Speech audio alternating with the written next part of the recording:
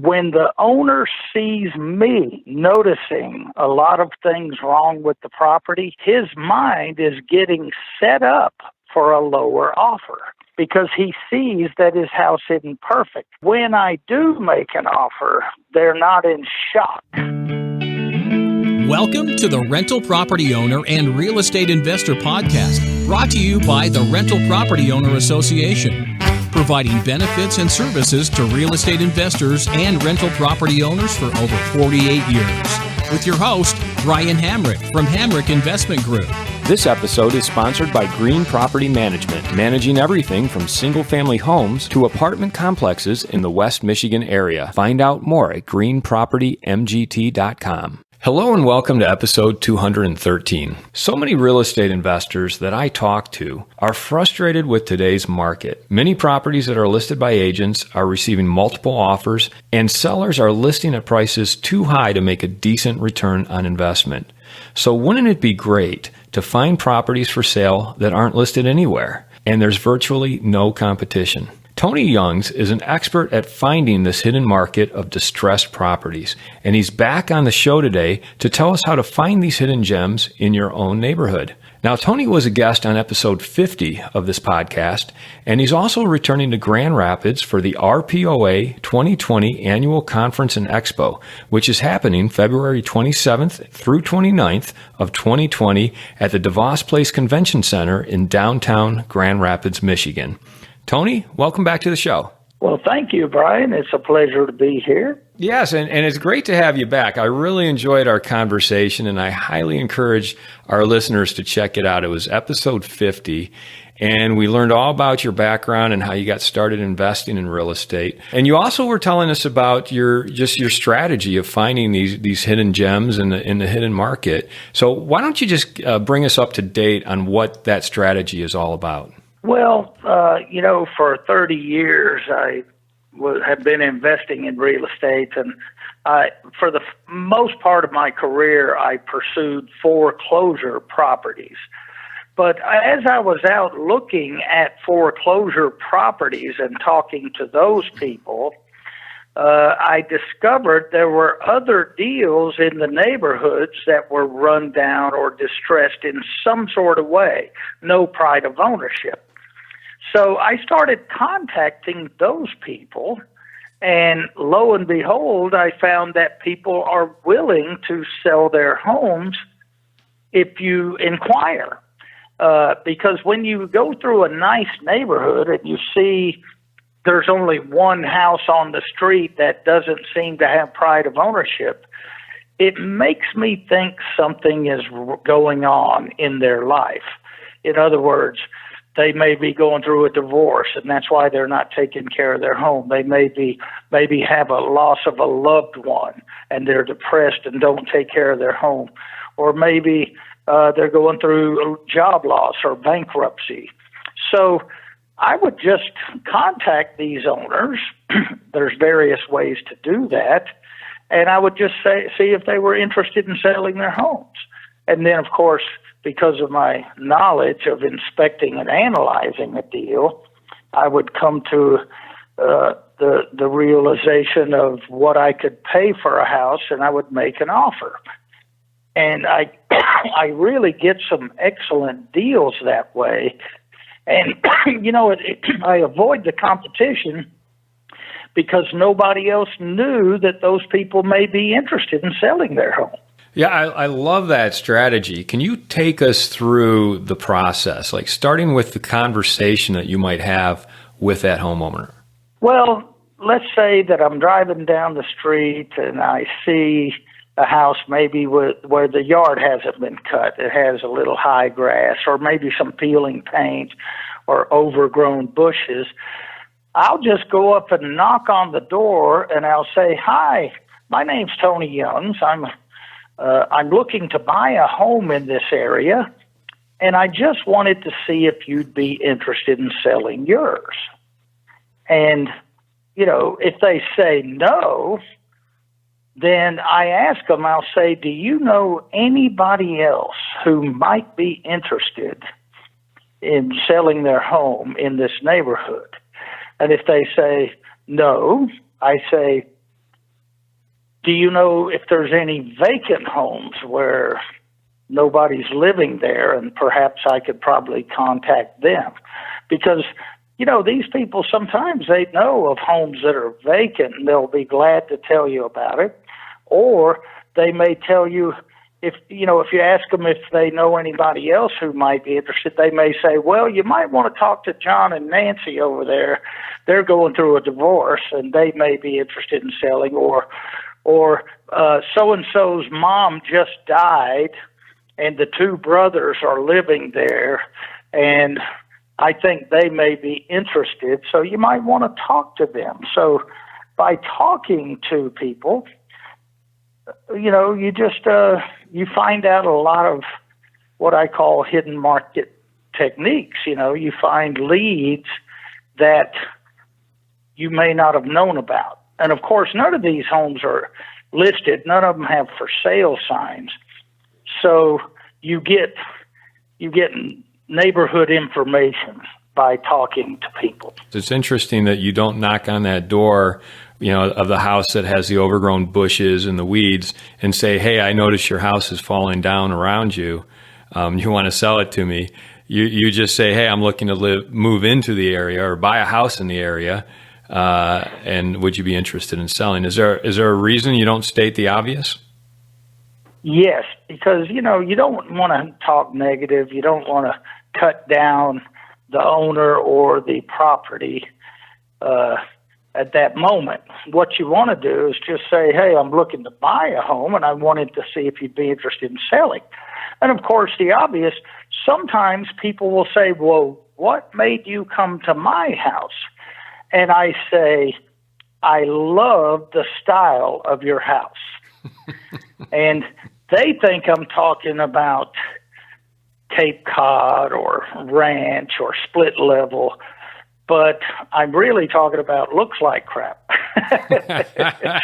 So it's a style that you can buy and make a profit. Yeah, that's all I do is I say, well, I love the style of your house, because there's been times when I've knocked on a door and they've said, well, there's a house for sale down the street. Did you see that one?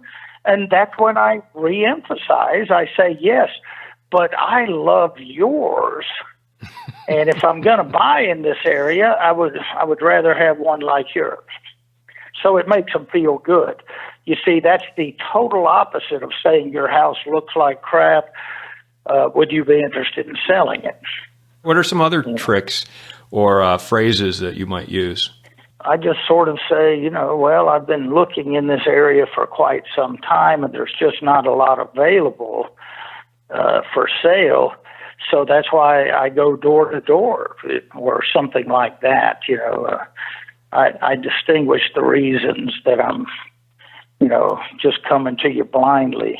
And you see, I've knocked on doors of people going into foreclosure for years, and they're the ones that get upset.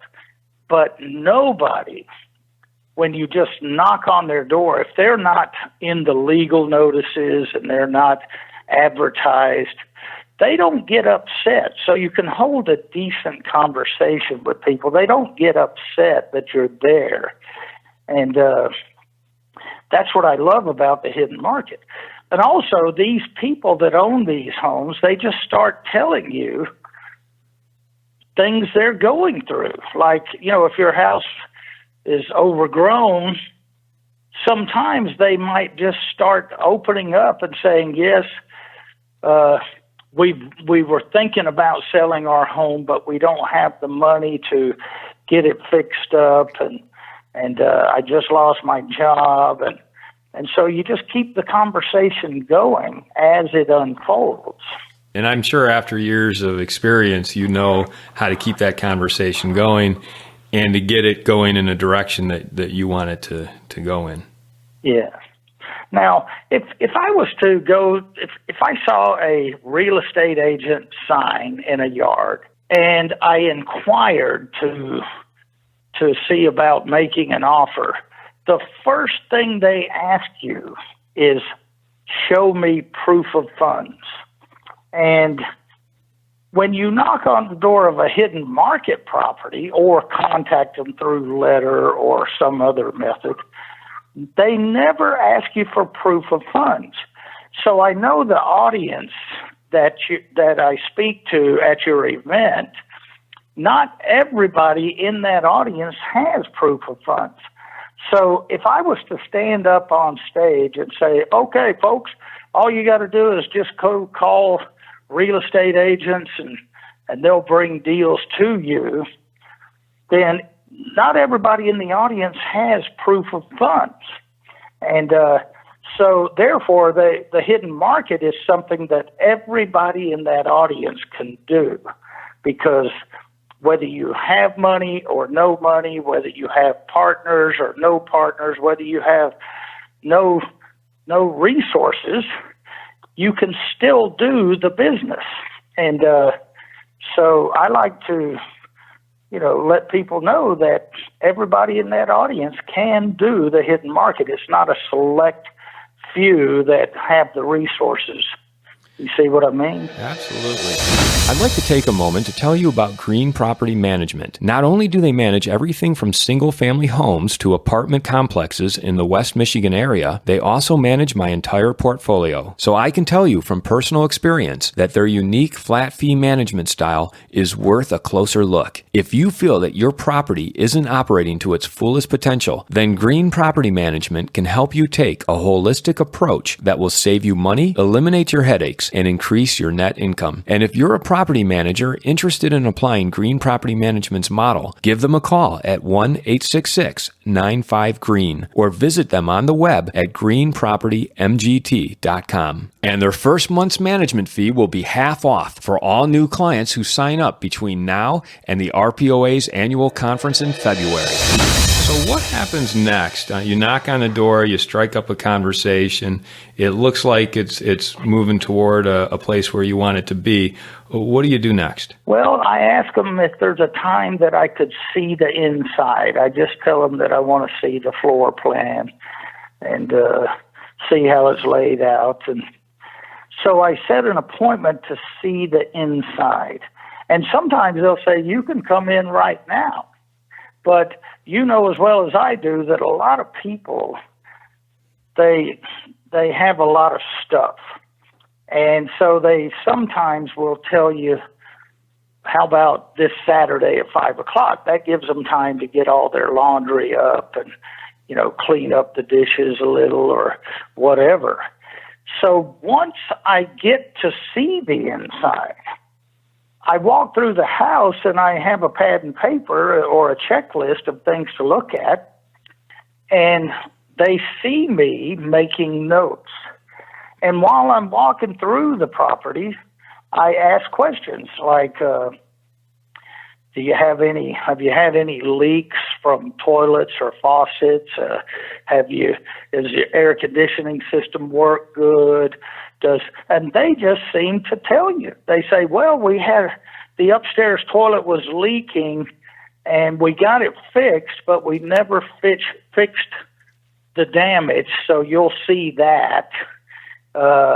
We either got a new air conditioner 2 years ago, or they might say, no, the air conditioner hasn't worked in 3 years. But what I'm really doing, and I think this is where the deal is consummated, is when the owner sees me noticing a lot of things wrong with the property, his mind is getting set up for a lower offer because he sees that his house isn't perfect. And he usually tells you something about his house anyway that is a problem. So those are the things that when I do make an offer, they're not in shock because they've seen that I went through the property and noticed things wrong, and he noticed things that I found were wrong that he didn't know about. So it just sets their mind up for a lower price because you know as well as I do, people hear about real estate is doing great. They've heard of other homes selling in their neighborhoods at high prices. And so they think their homes are worth a lot of money. So the walkthrough is one of the most important things to help ease the mind of the seller that he's not going to get top dollar because his house is not in top shape. Yeah, and I think it's really strategic that you have that notepad that you're writing in, because that's like a physical activity that you're doing that they're seeing, which is then planting that flag in their mind that, oh, wow, they're not going to get top price. You're not some sucker who's going to pay them top price, but you're really taking notes. You're really paying attention. Whatever offer you give is going to be a very intelligent and sophisticated offer. That's true. And what makes it even better is over the years, I designed paperwork that has prices of what it costs. So if I look and I see that I need a new roof, I write down on my list that it needs a new roof, and there's a price next to it about what it would cost, just to give me an idea. And so then when I get through walking through the house, I just add up all those figures of everything that needs fixing, and I've basically done an estimate too. What are some of the more interesting things that sellers have disclosed to you during that walkthrough? Well, they've said something about, they had termite issues, or maybe they have electrical problems because rats have eaten into the wires, and so they'll say the lights don't work in this room because of that, and we never could afford to get it fixed. And because an electrician said that he had to run new wires through the walls and things like that. I've been through homes where a bedroom caught on fire, and they may have just sort of patched it up a little because they didn't, So you'll notice the smell, and so they'll tell you things that happened like that, and so. There's plenty of homes out there in these neighborhoods all over the nation that there's people that would sell, but the mindset is they have to fix it up before they can sell it. So when we approach them and say, we'll buy it as is, you just take what you want and walk away, they're delighted. And so there are a lot of people that'll sell their homes. And proof of that is I've even heard radio commercials lately of real estate agents that are saying, hey, you don't want to list your home and keep the dishes clean and wonder who's going in and out of your house and whether they lock the doors while you're at work. You don't want people coming through your home. So real estate agents, they say, well, we'll give you a guaranteed offer. That means no showings. No, you choose your own closing date. So everybody is trying to find people that want to sell without fixing their property up. But there's nobody is successful as someone like myself that goes through neighborhoods and talks to the people face to face. Yeah, so you're going through the house, you're kind of writing down in your pad and asking questions, conditioning them for a reasonable offer. At what point do you actually make that offer? Well, after I do the walkthrough, I just tell them, listen, I have to go home and sort of crunch these numbers and evaluate what kind of repairs I need to do, but I will have a bona fide offer in your hands tomorrow morning or 24 hours. And so that's the way I do it, simply because if I make an offer on the spot, they always seem to think it's too low because they realize that I haven't even done any math. I haven't done any calculations.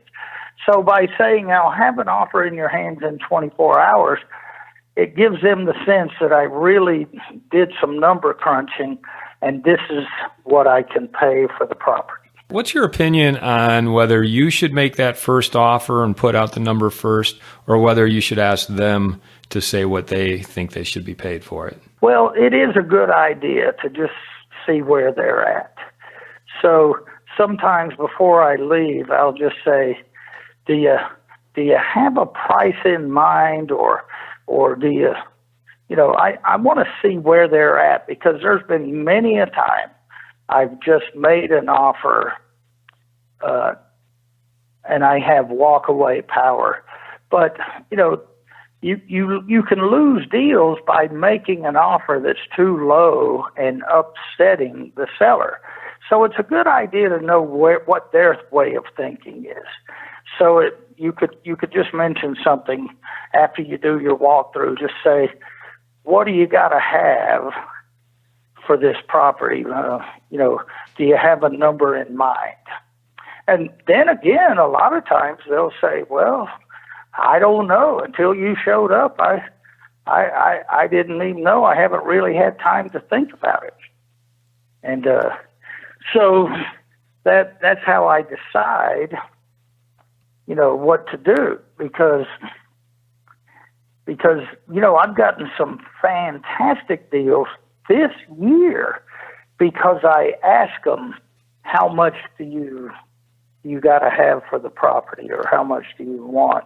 A great example of that is I was driving through a neighborhood, and I saw a house that really wasn't distressed on the outside, but it looked vacant. So I went and I pulled in and I knocked on the door, and the grass was cut and the bushes were trimmed, and the house looked in okay shape, but it just had that appearance that it looked vacant. So I knocked on the door, nobody answered. And so I looked in the window, and there was so much junk in there that it was just unbelievable. I could even see garbage piled up and I could even see bugs. I could see roaches and everything. So I still couldn't figure out if anybody lived there. I didn't know if someone was using it for storage or what. So I went to the neighbor's house and I said, hey, does anybody live in that house next door? They said, oh, yeah. Yeah, there's a guy that lives there, and he has 30 cats. He goes, the cats are just going in and out all the time. He goes, the neighbor said, I have reported him to the code enforcement people many times, and I'm trying to get something done about it. So I said, well, when is the guy home? Does he work? They said, well, I don't think he works, but he's home. He's in and out of the house. You just gotta, keep coming back. So I said, well, does he have a car? And he said, no, he doesn't even have a car. And somebody comes and picks him up every now and again. So what I did is I went back the next day, and he still wasn't home. So I went back 2 days later, and I found him at home. And I said, listen, would you be interested in selling this property? He said, no. He goes, the code enforcement gave me 60 days to get it fixed up, or they were going to condemn the property. So I said, well, what are you going to do? He goes, well, I don't have the money to fix it up. So he goes, my brother's going to let me move in with him, and we're just going to let him condemn the house. I said, well, I'd be interested in buying it.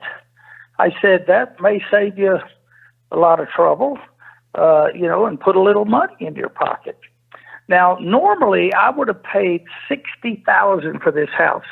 The neighborhood comps were $160,000. And so I was thinking the land on it, the land value is $60,000. So I was going to offer him $60,000, but luckily I said, how much would you sell it for? And he said, hell, I don't know. He goes, 20? I said, you'd sell it for 20? He goes, yeah. He goes, the floors are caving in. He goes, we've had leaks for 10 years. The toilet's been leaking. The kitchen sink's been leaking. And so the floors are basically caved in. And I said, is there a way I could see the inside? He said, well, come on in. And it was so disgusting. I did not want to walk through. It was terrible. Yeah, because there was roaches everywhere. There was cats everywhere. And even though there's cats, I kept thinking I was afraid to to go through the house because I thought I was going to get attacked by something. And so I did a brief walkthrough with all that junk. And then I asked him, I said, how much do you got to have it? He said, well, $20,000. So I said, well, okay, I'll give you 20. So I went to my car and pulled out a blank contract and wrote an offer for $20,000, and he accepted it. And so I said, you don't even have to clean it out. I'll do it. I said, you just take what you need. Well, his brother would not let him take anything into his home. So, because he didn't want roaches in his home. So I had to get, a couple of dumpsters to get rid of all the stuff. But the day that I delivered the dumpster, there was another investor rehabbing a house in that neighborhood. And when he saw the dumpster, he stopped by and said, hey, what's going on? I said, well, I just bought this house. And he said, oh, he goes, I didn't even know it was for sale. I said, no, I just spoke to the owner and he sold it to me. So the next day, the investor must have done some research or something because he came and offered me $50,000 for the property. And I had just closed for $20,000. And so I would have made $30,000 for nothing. And he said, just leave everything. I'll give you $50,000. I said, no, I'm gonna go ahead and rehab it. And he said, so he came back the next day. It said he'd give me $60,000 for it. And I still turned him down. But I could have made a nice profit and just walked away. But I chose to fix it up because I wanted the big profit. And I'm telling you, Brian, there is no way you could ever buy a home like that for $20,000 if anybody else knew about it. But nobody else knew that home could be bought. But anyway, bottom line, I fixed it up. The code enforcement kept coming by because they said, hey, just because you're the new owner doesn't mean the code violation goes away. So I fixed it up, but it took longer than 60 days, but they were so impressed, they said, oh, that's okay, because the code enforcement wanted it fixed up in 60. But they were so impressed, I thought they were going to give me the key to the city. It was just unbelievable. But after I fixed it up, I put it on the market at $199.9. And I got 3 offers the first day, and one of them was for $200,000 cash. So I sold it, and I had put $62,000 into it. So I bought it for $20,000, put $62,000 into it, and I sold it for $200,000 cash. No appraisal, no closing, and the highest comp in the neighborhood was $160,000. So. Wow. But I really did a great job fixing it up. I put granite and, tile floors. Really nice flooring and new bathrooms. I actually put new electrical, new plumbing. Everything was brand new. That is great. What a great example of finding that hidden gem in the hidden market. And you've done it several times this past year, haven't you? Yes. Now, before I tell you about anything else, I just wanted to reemphasize that the question you asked me is, do I ever ask the owner how much they want? Do you realize if I hadn't have asked this owner how much he wanted and he said 20, I would have offered $60,000 for it. So it does pay to ask the owner how much he wants, because it might be lower than you would expect. Well, what happens when it's higher? What if you were willing to pay 20 and you asked him and he said, well, I'd take 60 for it? Well, how do you handle that? Well, I would have said no and walked away at first just to see if he goes, hey, wait a minute, because walk away power really helps. But so I would have walked away for a day, and then I would have went back and tried to meet him halfway. I would have said, how about 40? You want 60, I offer 20. Could we settle on 40? And if he says, nope, 60 is the lowest thing, I might just say, all right, I'll give you 60, because that would have still been a good deal. Yeah, you still would have made a good profit off of that. What can you tell us about just the regular market versus the hidden market? I know when we talked 3 years ago, it was a very hot market. I don't know if it's gotten hotter or plateaued, or maybe it's not quite as hot. What's your opinion on that? My opinion is, I go all over the nation door knocking, because I do hands-on training. And so I take students door knocking in any state that they ask me to. And there's some states or some counties or cities that the market has leveled out a little bit. But for the most part, the majority of cities I go to, it's still hot. Instead of homes selling, instead of homes getting 10 offers the first day that it goes on the MLS, it may take, 2 or 3 weeks, which is still excellent. The thing is, I'm seeing that it's still very, very competitive everywhere you go, because there's so many investors. I mean, real estate's been doing good, so that brings more and more people into the game.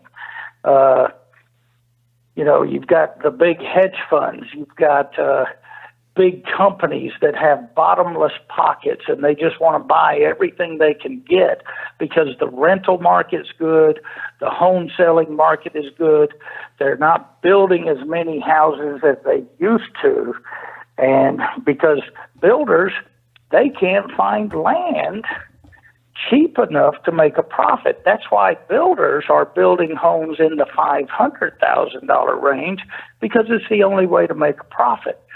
So really, the $200,000 house or below, builders can't build them. So those have become very desirable. So those are the kinds you still get 10 offers the first day. Anything below $200,000. Now, if you're in, say, Toledo, Ohio, that's a different story. You can buy houses all day long for $10,000, $15,000. But most markets, and that's why I go to that particular market. Like when I come to Grand Rapids, I would teach the students in their own backyard so that we could figure out those areas. And to answer your question more, you may be in a certain area of Grand Rapids where homes don't sell real quick, but you go 5 streets over to a different area and homes may be selling like hotcakes. So you just got to know the area and figure out the best areas. Yeah, I know that the last time you were in Grand Rapids, you came back afterward to work with your students and actually walk the neighborhoods with them, employing your techniques. How important is that, like learning firsthand with an instructor like yourself versus just learning by book or by reading it on the internet? Well, that's a good question, because you see, everything sounds good in the classroom. Everything sounds good in a home study system.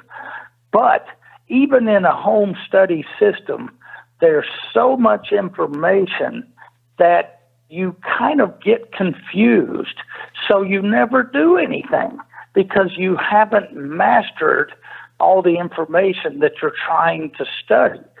So I believe hands-on training is the ultimate, because When you take someone by the hand and you say, look, let's go find a house, then you find a house. Okay, this is your next step. This is how we evaluate the property to see if it's a good investment. Here's how we structure an offer to make sure that we don't lose money. Here's how you make the offer. So by doing live, hands-on training, they're experiencing it and they never forget it.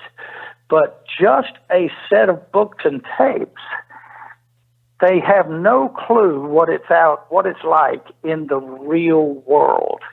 When they study the system and then they go out and they see a house, they really don't know what to do. They have fears. They have a fear that, what if I pay too much and I lose money? Then they have another fear. What if there's a major problem with the property that I don't know I can't see it or I miss it? What if there's a major foundation problem? Another fear they have is, what if I buy the house and I get stuck with it and I can't sell it? What if I buy a house that has a federal tax lien that I didn't know about? That's why the hands-on training, once we find a house, we go to the courthouse and we do a title search to see if there's any liens. Then we do the comps, and then we structure an offer, and then we present the offer. And so by going through those motions, it brings the home study system together to where it's understandable.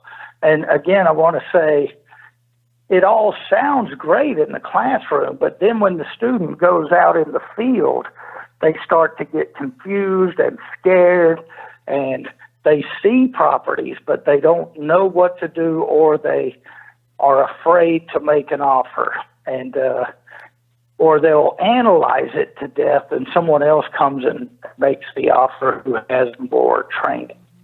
Yeah, that's a great distinction there. I mean, actually learning about it versus going out and doing it, and doing it with someone like yourself who really knows all the answers to all the questions that might come up. Hey, one more point. If you went to college to become a brain surgeon, they don't give you a graduation certificate and then give you a knife and say, okay, go do your first brain surgery. They actually get you to work alongside a brain surgeon, and you work with them and watch them. So that's the best way to learn, is working alongside an expert that knows exactly what he's doing, so you can learn by experience. Yeah, excellent analogy. So you will be one of our featured speakers at the 2020 RPOA Annual Conference and Expo, and this is in 2020 here in Grand Rapids, Michigan. Tell our listeners who are able to attend why they should come hear you speak. Well, because I believe there's more and more investors wanting to invest in real estate because real estate is doing so well. I believe the hidden market is the wave of the future. It's the only way that people like you and me are going to be able to get good deals, despite the fact there are huge companies that have bottomless amounts of money and they can just scarf up everything. So the hidden market is something that they can never overpower us or never steal that business from us. It'll always, for the rest of our lives, we'll be able to just go out and see a distressed house and make an offer, and nobody can take that away from us. So I think everybody needs to learn about the hidden market, else there's a chance you'll go for years trying to get a deal, and I can show them how to get a deal in the next 30 days if they do what I show them. I love that. Tony, thanks so much for sharing that with us. I really liked your specific example of your recent deal that you did, and just the conversation that you have with these homeowners when you knock on their doors and say, "Hey, I'd like to buy your house," or "I'd be interested in buying your house." Thank you so much for sharing that with us, and we're really looking forward to having you come and speak at the RPOA 2020 Annual Conference and Expo. All right, I'm looking forward to it too. So make sure that you guys come up to me and introduce yourselves. I'd love to talk to you. I want to thank everybody for listening to this episode. I'm your host, Brian Hamrick from Hamrick Investment Group, and you can find out more about me by going to higinvestor.com. That's higinvestor.com. And you can also ask questions and join us on Facebook by going to RPOA, Rental Property Owner and Real Estate Investor Podcast. This episode was sponsored by Green Property Management, managing everything from single-family homes to apartment complexes in the West Michigan area. Find out more at greenpropertymgt.com. You've been listening to the Rental Property Owner and Real Estate Investor Podcast, brought to you by the Rental Property Owner Association. You can find out more at rpoaonline.org. If you enjoyed this podcast, please go to iTunes to subscribe, rate, and review.